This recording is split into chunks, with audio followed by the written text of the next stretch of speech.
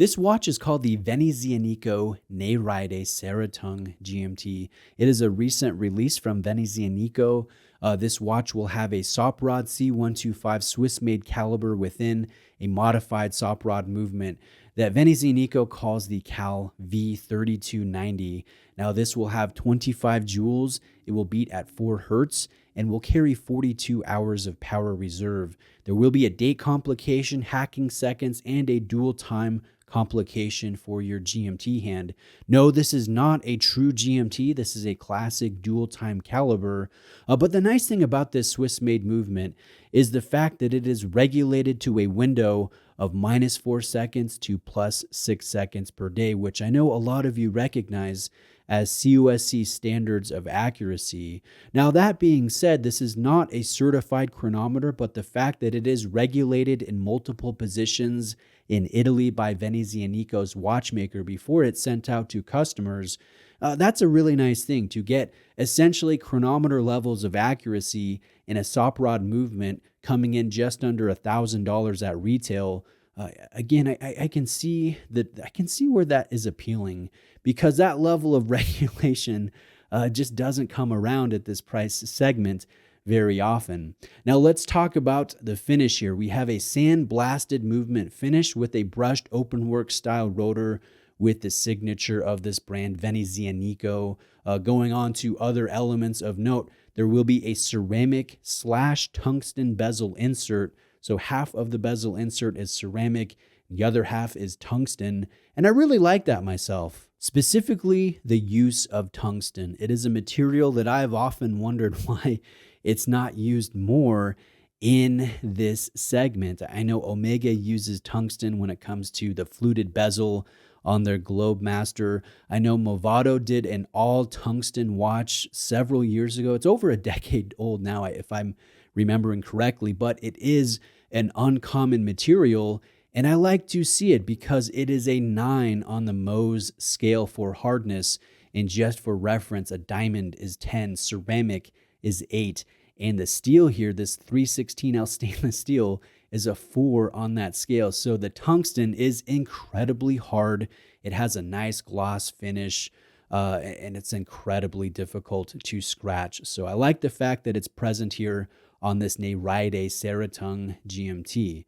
Now continuing, we have applied markers on the dial that are filled with BGW9 lume from Superluminova. There will be an applied logo, a date window down at the 6 o'clock position, and it's all visible under a sapphire crystal with inner applied anti-reflective treatment. Rounding out the case, there will be a signed thread down style crown at the 3 o'clock position with 200 meters of water resistance, and then there will be a tapering H-link bracelet with split pin connectors connecting these rather short links together, and there will be a sequential open closure butterfly style clasp, and note that the links have full articulation. And I also have to mention, for those of you that are concerned about getting a proper fit, there will be a half link included in the bracelet. Let me place the dimensions here on the screen and talk about one of those values that could be very important if you're considering purchasing this Venezianico Nereide Ceratung GMT, and that is the effective lug-to-lug distance. It's not the actual lug-to-lug,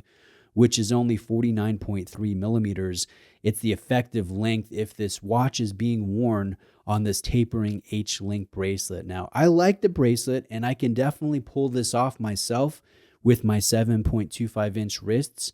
But if you have smaller wrists or smaller sport watch preferences, this watch might not be doable for you or feasible for you if it's worn on the bracelet, because 56 millimeters is very substantial. Now, that being said, there is a smaller version of the Nereide GMT. That one comes in at 39 millimeters in case diameter, but that one has a few differences. That does not have the Soprod C125 base movement. That will have a Seiko-made movement, the same caliber that was just released in the new 5KX GMT watches.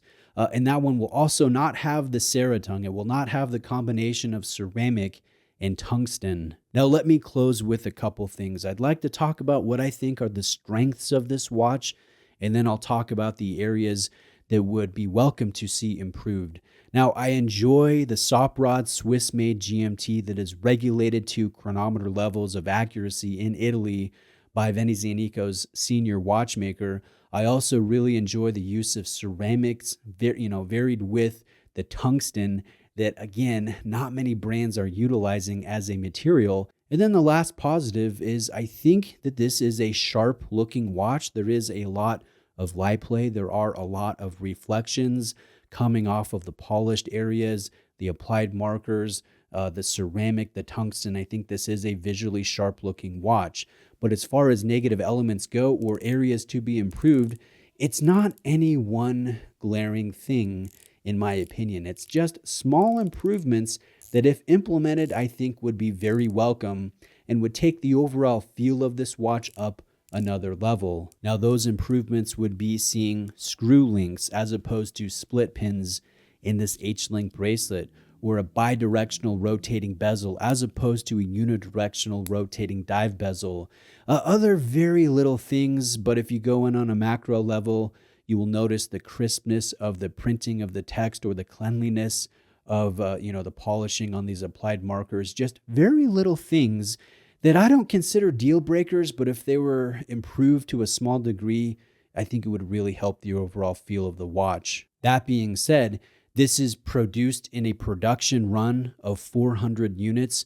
Now, the first 200 have sold out, but there are some remaining pieces available in this 400 unit production run, and the remaining units available will ship in May of this year, in 2023, which is just a few months away as of the time of recording this video. So all relevant links will be found in the description of the video. Please reach out with any questions you may have. Thank you for watching today. I appreciate it. Have a great day, and I'll see you next time.